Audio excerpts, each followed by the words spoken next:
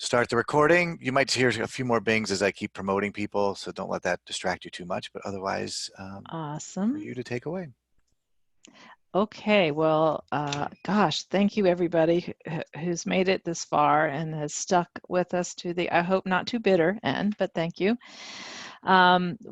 This is our town hall. We've started to do this at the end of all of our conferences, and we'll have this one slated for just a half an hour. So we've got a few things to tell you, and then we really want to turn it over to you for questions, thoughts, ideas, needs, and take this where you want it to go. But let's go ahead and Brenda's driving right now, so I'm going to take the first couple of slides and then turn it over to her. Keep driving, Brenda. Okay, so we're not going to go through all of the introductions here, but I thought for those of you who haven't seen all the faces, this is us, this is the QM internal team. We consider you all our QM external team. And a number of us are on the call actually right now, I'm sure. And as we go through, if you have specific questions, I'm sure that it's the team that's going to be answering them, probably not me. So these are the people that work hard every single day to keep QM moving forward and trying to support you all. So Brenda, if you will go on. And I realize just had a moment's worry here, but that I didn't introduce myself from the very beginning of this morning, but I think Jim did, so I think I'm okay. All right, so I thought we'd start just by giving you a quick rundown of the things that we have done in terms of our response to COVID-19, and we have tried to communicate this, but we've been a little bit concerned about adding to the noise that's out there because we know that everybody is trying to communicate to you all right now, and especially to you all. And so we've been trying to be judicious about how much we say and when we say it, but we have been putting these things out, and we've used social media a lot to do it rather than to fill your inboxes. So if you haven't seen these things or heard about these things, we wanted to make sure you did know. Obviously, you're here, you know about our switch from the in-person regional conferences to the virtual conferences, and that we've made your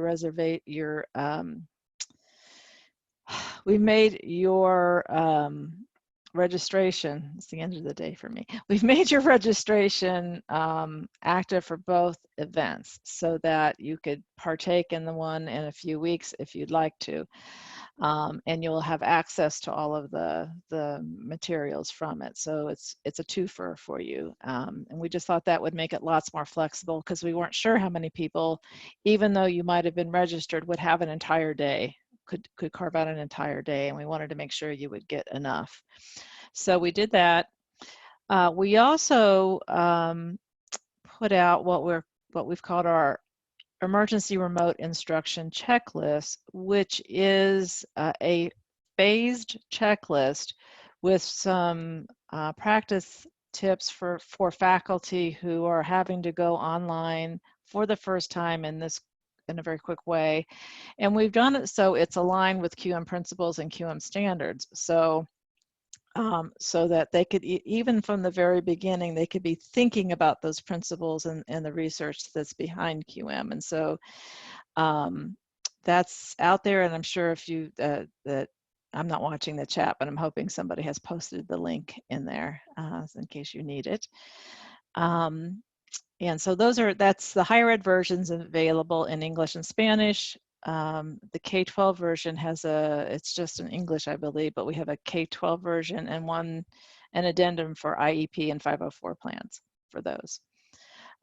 We will soon be introducing guided webinars around these tools. Maybe somewhat similar to what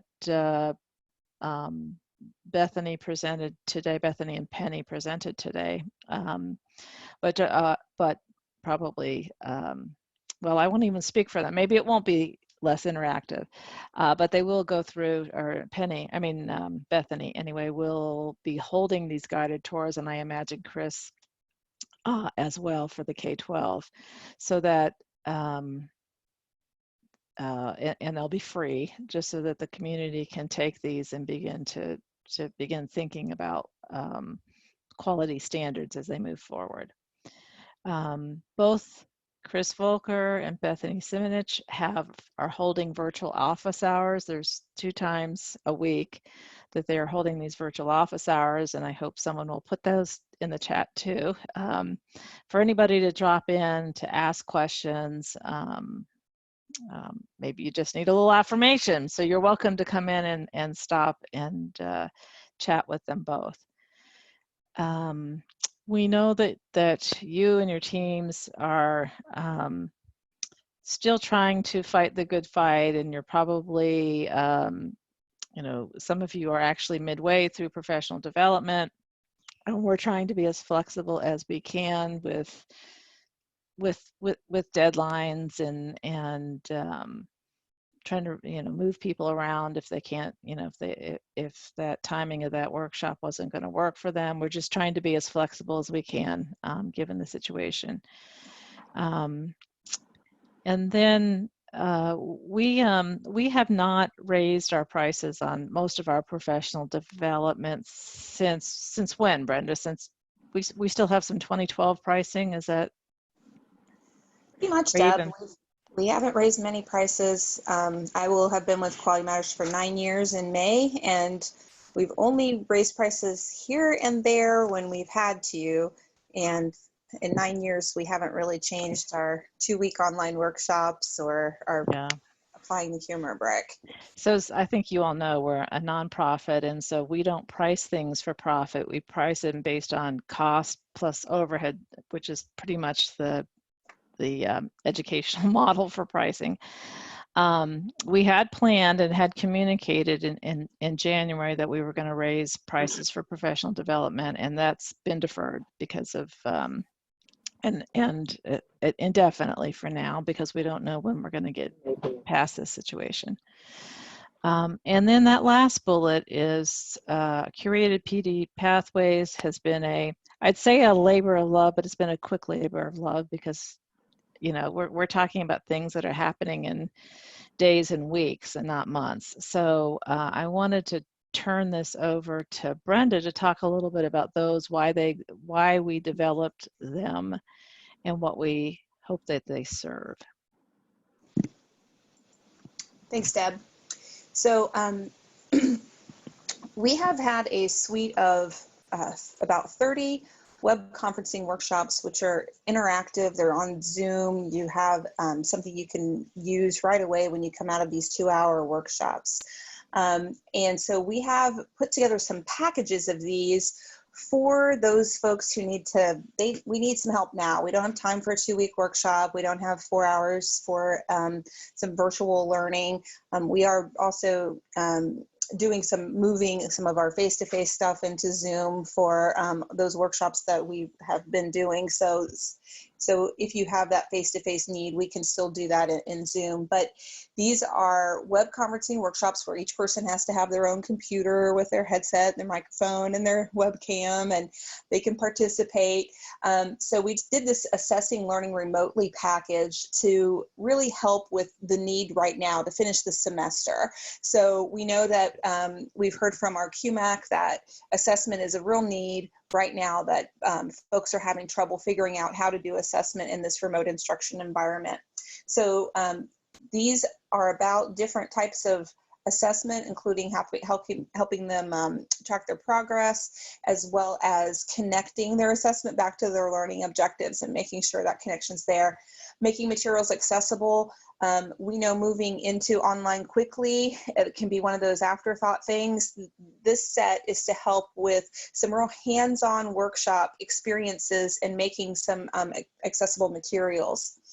And we put this package of web conferencing together for fast track to remote teaching and learning to really have more of like a comprehensive set of web conferencing topics, from everything from how the online classroom is different from the face-to-face, to communicating policies, to how to assure some semblance of alignment, get some active learning and strategies in there, and how to make some content accessible while they're doing these things. So once the dust settles, moving things online, Bethany's heard in her office hours that there's a challenge with content, with getting, the instructional materials out there for the students. So we have a set here of web conferencing that includes, a couple of new things that we'll be spinning up with Bethany's help. So, and as well as some things, just considerations. You'll see again here about accessible web content, because we know that that's really important to have from the beginning. It's so much easier to build it in from the beginning than to have to retrofit everything later. So those are the web conferencing packages that we've put together. If you have needs that are not listed here, we can put a custom set together for you too. Another package that we'll be rolling out here is the new to online teaching. Deb had mentioned the webinar for the ERIC, the Emergency Remote Instruction Checklist. That'll be a free webinar, 1 hour. And then you may want to have your faculty take the Teaching Online workshop, and then the Designing Your Online Course workshop, especially as we learn every day that this may last longer than anyone ever thought. If we are getting ready for fall, that we can continue and that we can have that continuity of instruction. So these are a couple of workshops that they can take that are 2 weeks in length, and they will get them started with a way to design that's going to include a course map and to get them oriented to the online environment. And of course, preparing for online teaching, we do have the QM Teaching Online Certificate, which is a set of 7 workshops that can be taken in any order. Some are 1 week, some are 2 weeks. If you sign up for all 7 of them, there is a lower rate for them. We do give a 10% discount. So this is a kind of something to think about for over the summer, right? Or, when your faculty aren't teaching this summer, if you have faculty who will be moving online in the fall, this can give them a really good grounding in teaching online. So that's our online teaching. So now we want to turn it over to you. We don't want to talk the whole time. We have some time to answer your questions. And, we want to know how you're doing and how's it going. We've heard there's been some really great presentations today, some real nice interaction, and everyone has been doing a great job of sharing. So tell us what you need and let us hear from you. So if you want to raise your hand, there is a hand raise button. I believe it's if you click the participants, and you can raise your hand, and that might be a good way to go about it. I'm going to check the chat.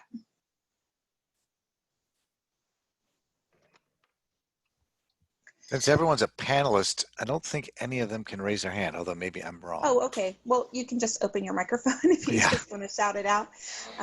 There's a question from Lori about where can these be found under the PD tab. For the web conferencing workshops, you can go to For Your Organization, and under For Your Organization, you'll see the 2-hour web conferencing workshops.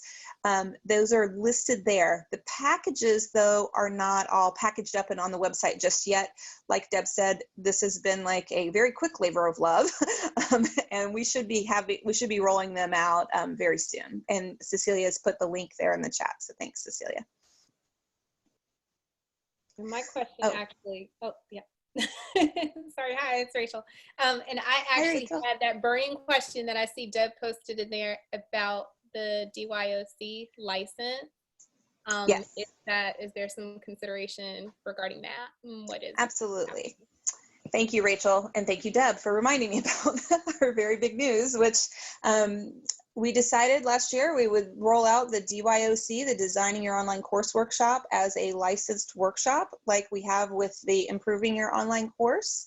So the Designing Your Online course workshop is one that is designed to help walk through the essential standards of the rubric, and the participants create a course map with one module, but then they have a framework to work in to develop their other modules.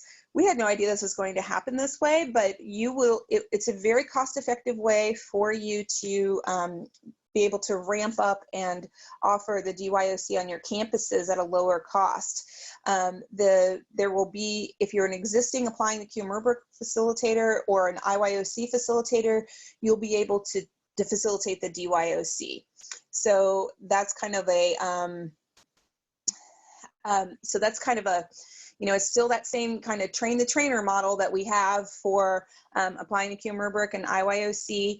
And it's this, and to do that, JJ, great question. The membership level is full or a system. So either if you're a full or a system, then you can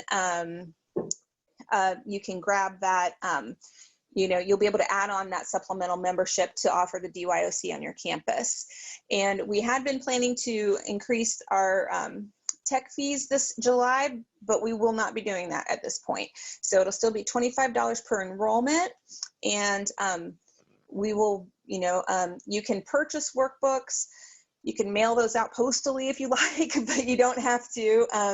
So that's still a part of that workshop is a PDF that they can use while they're in the workshop. Plus, they really use the self-review tool as well. So, yeah, great, yay, Sandy, awesome. Okay, that's great. I'm glad that this will be helpful for you all to do the DYOC.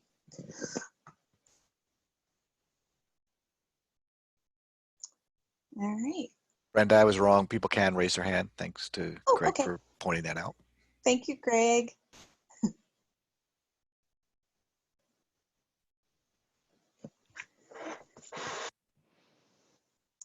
Are there other ways that Kim can help you? What other things are you looking for? I know that professional development is going to be a real need here real soon. So.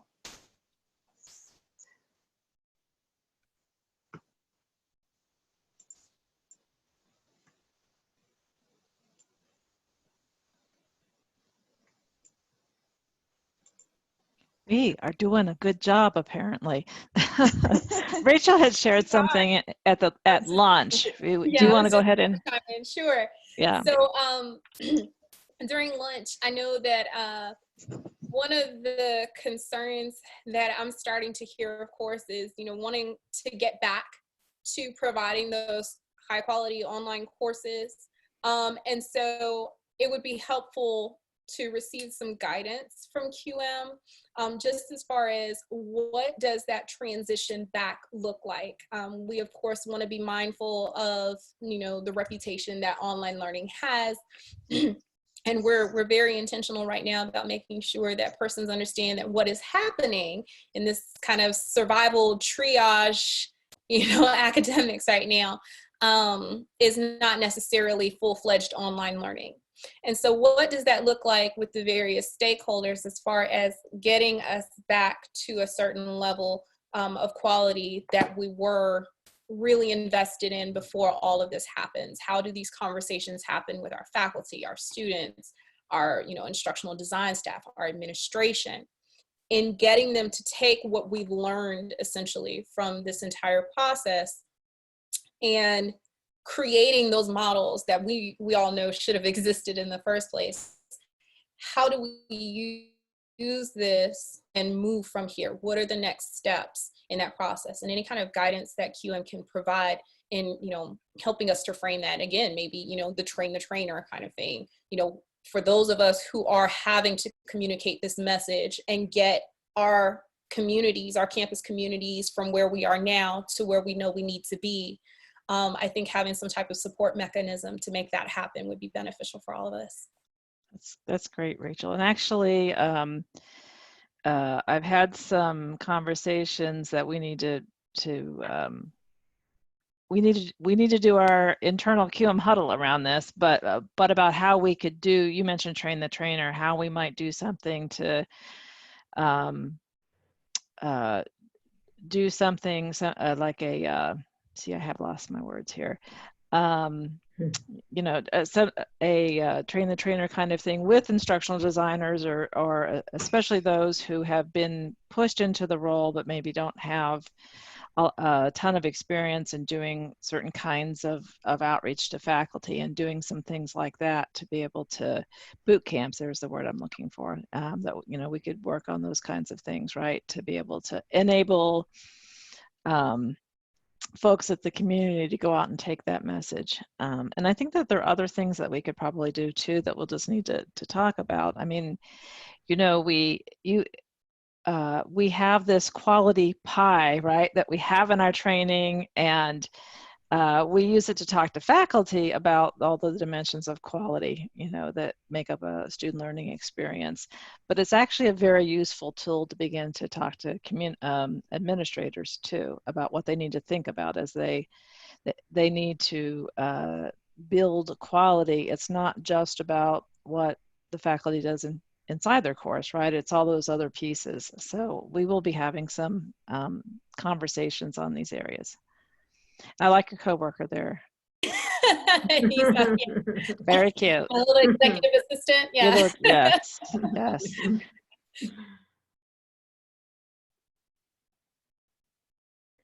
Brenda, you mentioned just a few minutes ago about a training webinar. Can you send me the link?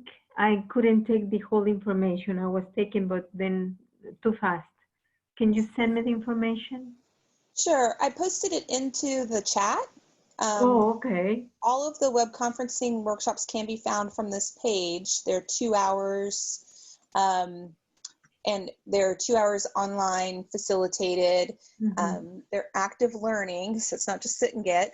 And you just look for the 2 hour ones, but we will be putting something on the page with the ones that I shared with you. Here, I can pull the pages back up. So we haven't posted these anywhere just yet because they are honestly hot off the presses. We haven't shared them really anywhere just yet. Okay. Thank you. And then I'd just also like to ask Cecilia Green, she's our Senior Manager of Professional Development, to talk a little bit about what we're doing with the QM delivered face-to-face workshops. We've had to pivot those as well. So I'll go ahead and turn it over to you, Cecilia. Hey everyone. Yeah, so we've had a lot of our members contact us about the face-to-face APP and could they do it virtually. So I'm in the process of putting that together and should have it done by the first of the week to where you will be able to offer the face-to-face APP via Zoom.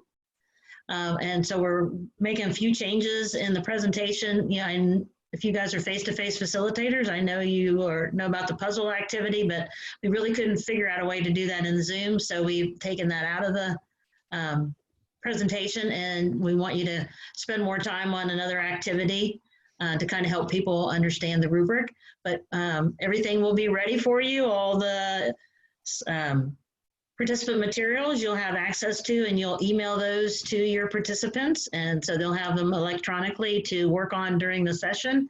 And you'll have the presentation to upload into Zoom. You'll have to use Zoom at your own location. We don't have enough rooms at QM that we can set those sessions up for you. But when you request a session, there'll be a new training type for you to select that will say APP QMR Zoom, so that you know which one to select when you want to request a session. So you'll request a session like you always have, and you'll still go in and mark your participants complete.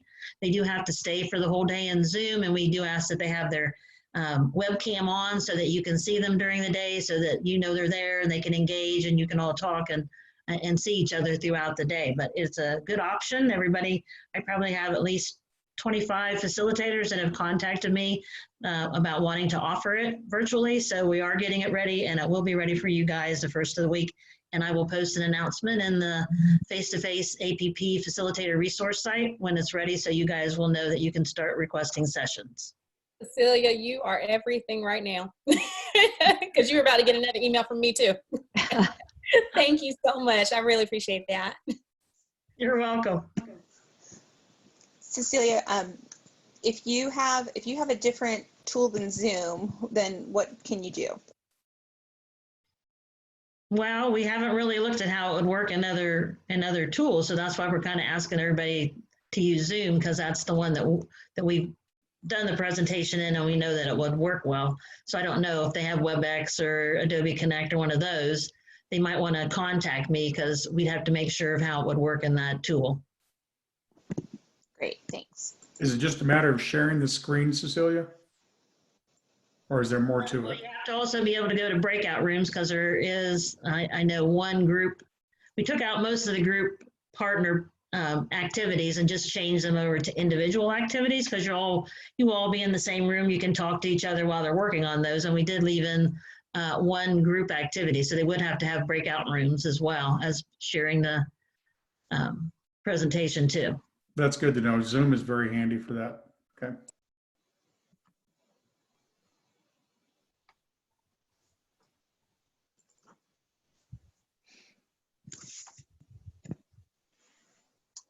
We have about 5 minutes left, so we welcome any other questions. Good night, Lori. Thanks for coming.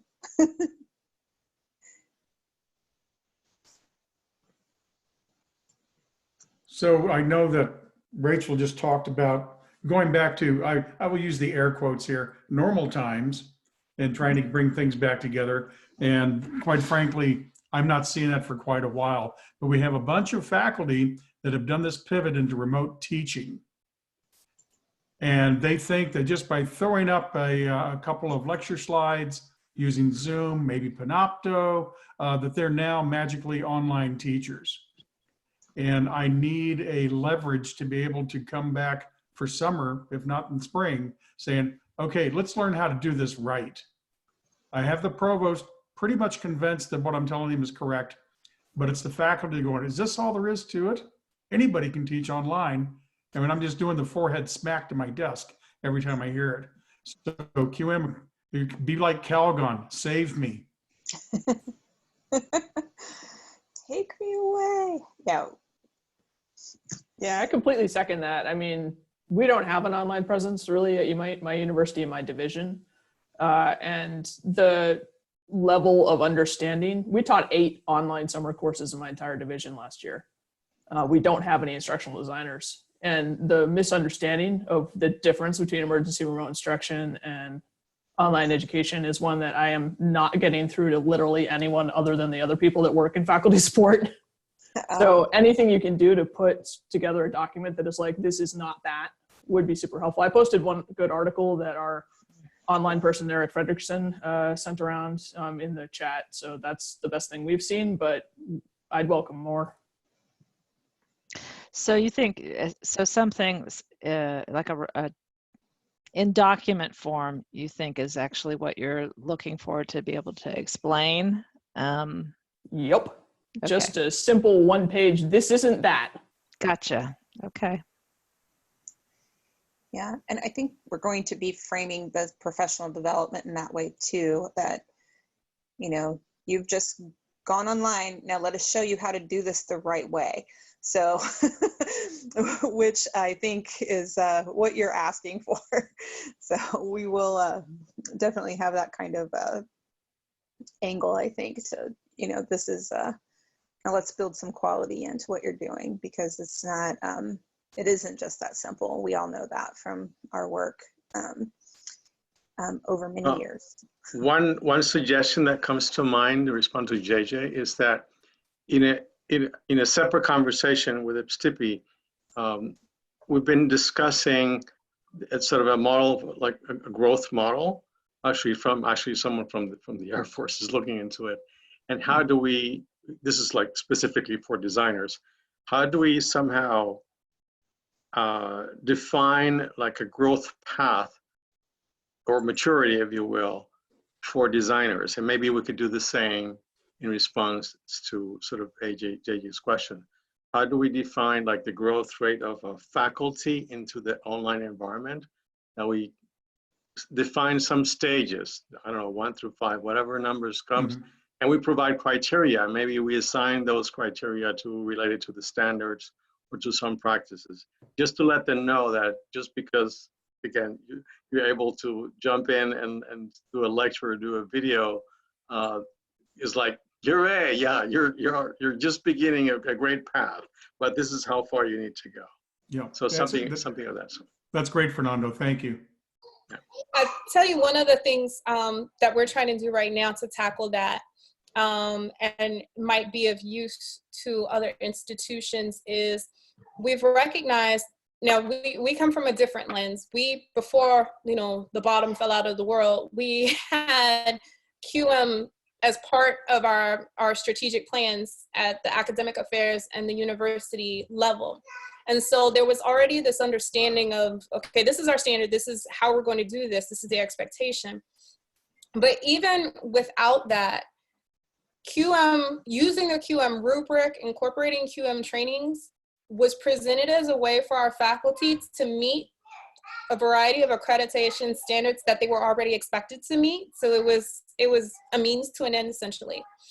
And as what we're doing right now is we're being intentional about aligning our approach to getting courses up remotely to a change in circumstances. And so one of those being a relaxation of some of those accreditation standards from our major body, as well as some of the different organizations that accredit programs. And so as those standards lax, for example, contact hours, what it looks like as far as engagement is concerned, you know, that kind of helped justify how, you know, we presented, okay, this is okay just to get your course up remotely. As those standards are being reinstituted, we're presenting QM and the use of the rubric standards as a way to help them now continue to meet these accreditation standards that are being reintroduced, they're being reinforced. And so that's one of the ways that we're kind of addressing it, to help them see that we're expecting more because more is now expected.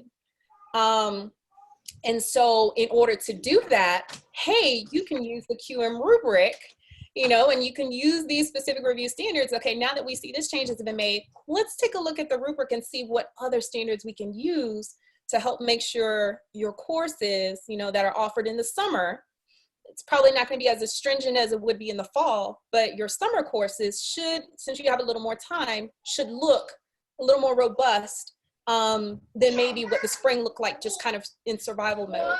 And then the fall, my coworkers back here, the fall even more so. And so that's how we're kind of doing it. I had shared earlier, you know, we're just gonna see how that works out, but we're trying to provide some type of rationale so that they don't feel that we're just throwing it on them and saying, okay, now out of the blue, you know, you have to do this because we said so. Yeah, thanks, Rachel. That's really helpful. We're probably 18 months behind that because we have a small portion with our accelerated master's programs that are using QM as part of the requirement. Everybody else is going, well, we got to talk about it. And the faculty organization is still looking at that. But I'm bringing in the believers. I've gotten almost a dozen now that go, hey, this QM stuff isn't too bad. So it's kind of circulating out slowly but surely. The one thing that I was wondering about is as we start to get that move up using an incremental progress, right, an incremental improvement as we go, that we might be able to get more of them out there. And if anybody has another way of being able to germinate the QM seed, so to speak, to get out further, but I'm happy to hear any of it. You know, I was going to ask a very obvious question, which was, are any of you worried about how students and their parents or whomever's the payer here is looking at what they're getting now and thinking that this is online education. This is, if they come back for summer or even for fall, this is all they're going to get. And so I'm sure you're all worried about that, but it does sort of bring up this idea of how student perspective, and I was at a presentation earlier today that talked about, maybe the keynote talking about leveraging institutions' pride and brand, and of course, future enrollments, to be able to move forward with enhancing the quality. Because I had an interview with a student yesterday who was doing a project for her capstone university class around this pivot, and she was a communications major. And just the questions that she asked, several of the staff here have seen those questions, were very insightful for me to understand how students are perceiving what's going on. And many of them are perceiving it as something that is being done to them and unfair to them, and that they're being asked to self-teach. And I think there's a whole communications need for institutions to be able to manage student perceptions about what's happening now and what they can expect when they come back. And I don't know if faculty have an insight to how students are seeing this happen now, or if that's part of your plan to make sure that they do get some feedback from students about this. Well, it's not just the faculty's job. You've got student and academic support services staff deployed at every institution. And this is an all hands on deck deal in which they become part of that communication piece to students to make sure that they're interacting and engaging with students just as well as if not better than faculty are. Yeah, and I just think that it would be good to try to capture the student voice, not to evaluate this as online learning, because I think everybody here knows that this is not online learning, but as the impetus for continued progression, need for continued change and improvement.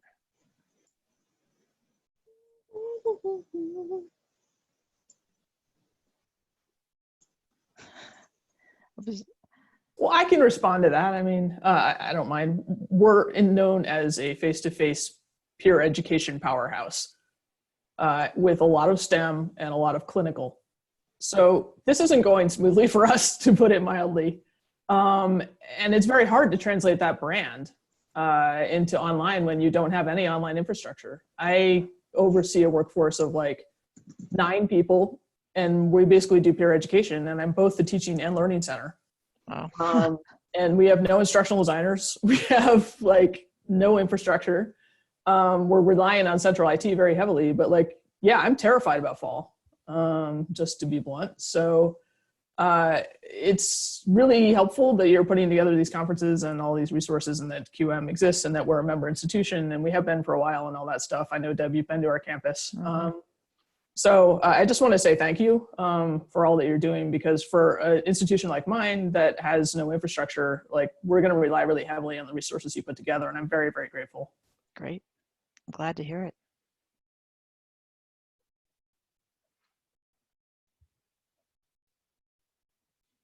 Well, it definitely will get better, though. We just have to keep at it, I think, is the,